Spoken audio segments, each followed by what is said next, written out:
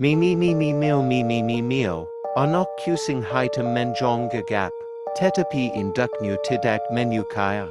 Mak Kucing Hitam yang gagap. Induk Kucing hanya peduli pada anaknya yang lain. Anak Kucing Hitam sangat sedih. Dia dibuang oleh induknya.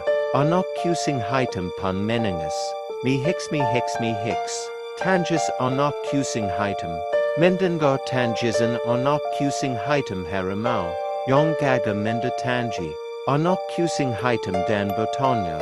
Kamu kenapa anak Kucing Hitam Me aku me dibuang me nil jawab anak Kucing Hitam.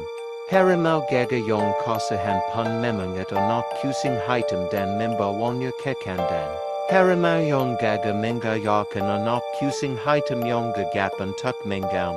Mayom akhirnya setelah berusaha keras anak Kucing Hitam berhasil menggaum.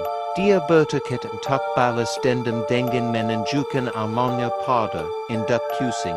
Dia datang dan menggaum mayom. Induk Kucing kaget induk Kucing pun menyesal telah membuang anak Kucing Hitam.